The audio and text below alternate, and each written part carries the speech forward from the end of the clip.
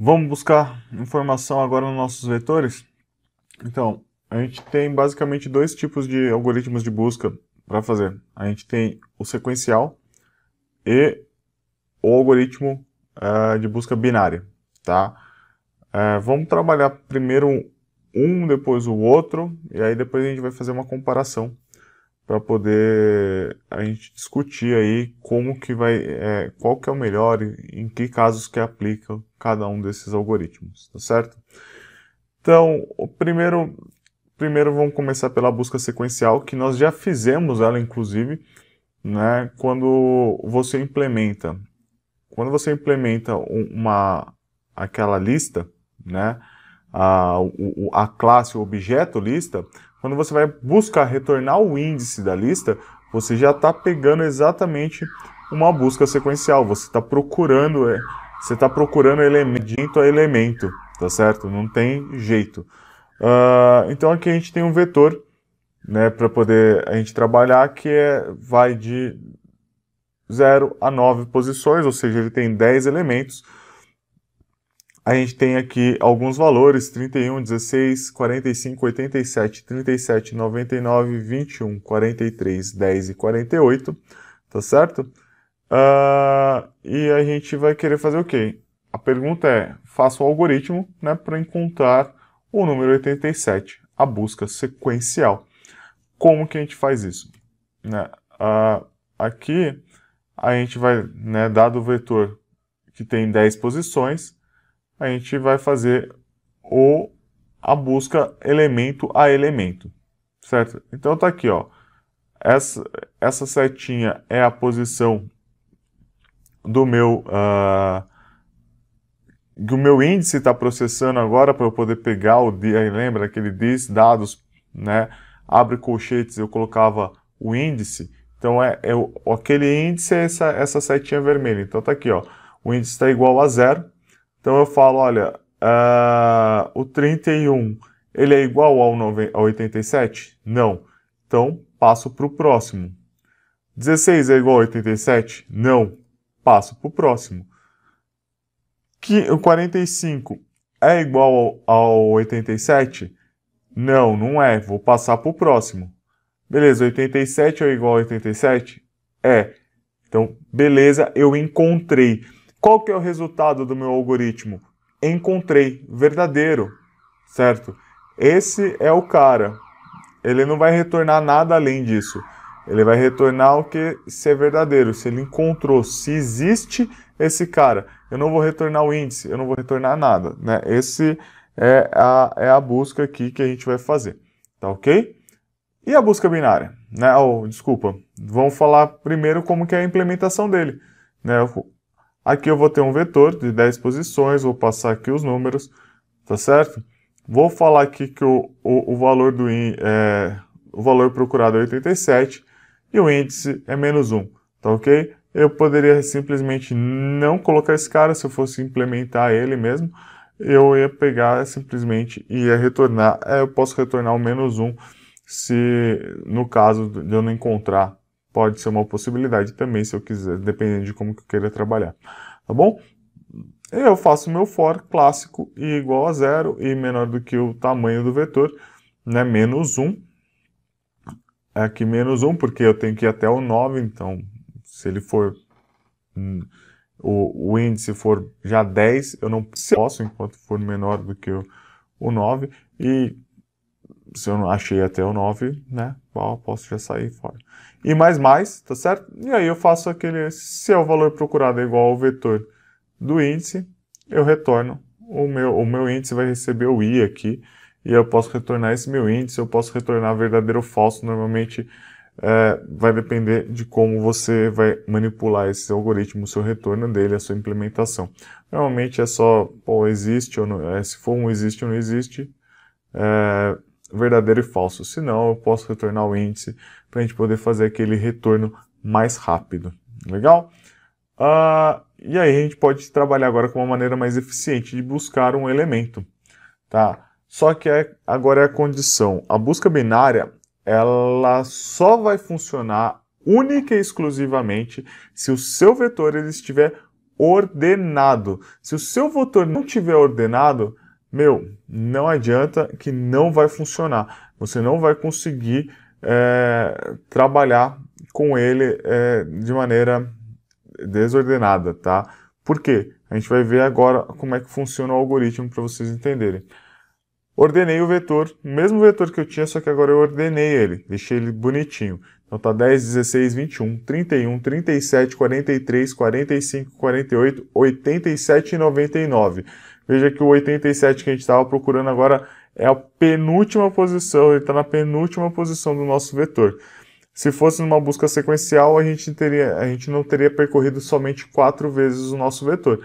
A gente teria percorrido ele pelo menos 9 vezes, tá certo? Então, agora vamos fazer o mesmo algoritmo para poder encontrar, né, o número 87, tá? Então, dado que o vetor tem 10 posições, vamos lá. Primeiro a gente vai armazenar a posição inicial do vetor. A gente vai ter que vamos ter 3 variáveis aí de controle para poder fazer essa busca. Início, fim e o meio, tá bom?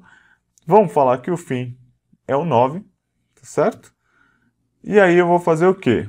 Vou encontrar a posição do centro, que nada mais é do que o início mais o fim, dividido por 2, tá bom? Ficou aqui o 9, mas é mais o fim, tá bom? E eu pego sempre a opção de ser de maneira inteira, tá? Retornar o inteiro dele, eu não quero saber do resto da divisão, se ela for menor ou maior, eu não quero saber, eu só pego a parte inteira, tá?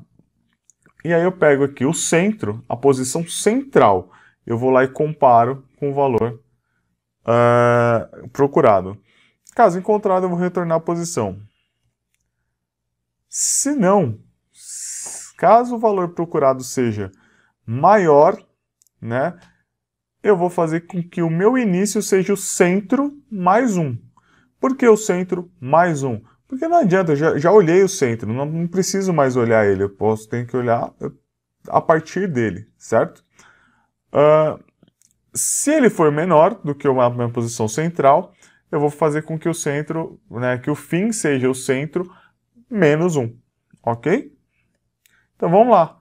Aqui, ó, a posição, como é que tá? O meu início é 0, o meu fim é 9, 9 mais, dividido por 2 vai ser igual a 4,5, então o meu centro vai ser a posição 4. 37 é igual a 87? Não, não é. 37 é menor do que 87? Sim, é. Então o que eu vou fazer? O meu início vai receber o centro mais 1, ou seja, o meu início agora é 5. Vou fazer 5 mais 9 dividido por 2. O meu centro agora é o 7. Vou comparar. 48 é igual a 87? Não, não é. Então, 48 é menor do que 87? Sim. Então, eu vou fazer com que o meu início receba o centro mais 1, que a partir desse momento será o 8. Tá? 8 mais 9 dividido por 2 é igual a 8,5. Portanto, meu centro será 8. 87 é igual a 87? É. Então, encontrei o meu resultado, eu retorno ele. Tá ok? Fácil. Olha só que bacana. Então, vou fazer aqui o algoritmo. O algoritmo, eu vou pegar o meu vetor, vou declarar o meu vetor, vou começar o início com 0, vou falar que o fim vai ser o tamanho do meu vetor menos 1, tá certo? E eu vou inicializar, só vou criar uma variável centro para poder me ajudar dentro do laço de repetição. Eu não vou usar o for agora, porque o for eu não vou conseguir ter esse controle. Os 2 laços de repetição que eu posso recomendar para vocês é o do while e o while. O while normalmente tem em todas as linguagens de programação, o do while em algumas linguagens não tem. Por exemplo, no Python não tem do while. Então fica a critério de vocês qual dos 2 vocês vão usar. Na minha implementação eu fiz com o while, tá? Aqui eu estou mostrando com o do while. Então fica meio que a critério de vocês aí como fazer. Tá? No link da descrição eu vou deixar as implementações para vocês. E aí, como é que a gente vai fazer aqui? A gente vai fazer, ó, faça a primeira passagem. Centro recebe o início mais o que? O fim menos o início, tá? Dividido por 2. Ok. E aí eu vou verificar se o meu x é menor do que o centro, se ele é maior do que o centro. Se não for maior nem menor, eu posso retornar o próprio centro, que eu já encontrei o meu algoritmo, a posição do meu vetor. Se não, né, eu vou fazendo essa interação enquanto o início for menor ou igual ao fim, certo? Basicamente é isso que a gente faz na busca binária. E aí, qual que é a diferença entre a busca binária e a sequencial? Né? Primeiro, a sequencial ela é O de n. Então eu vou percorrer n vezes no pior caso, porque o meu elemento procurado vai ser a última posição que eu vou estar buscando. A busca binária, ela é log de n. Lembra que eu falei aquele algoritmo log de n é o cara, puta, todo mundo vai usar? Então, pois é, todo mundo vai usar o seu log de n. Sempre, ninguém conseguiu achar uma busca mais eficiente do que a busca binária. Ela é bem mais rápida, só que ela tem que estar ordenada. Se a gente for olhar, então, no pior caso, né, onde a gente tem um vetor desordenado e a gente quer ordenar ele para poder fazer uma busca binária, a gente vai ter que fazer um algoritmo de ordenação para poder fazer depois a busca binária. Então, se os meus dados estão desordenados, a melhor opção é uma busca sequencial. E aí a gente tem diversos algoritmos para ordenar.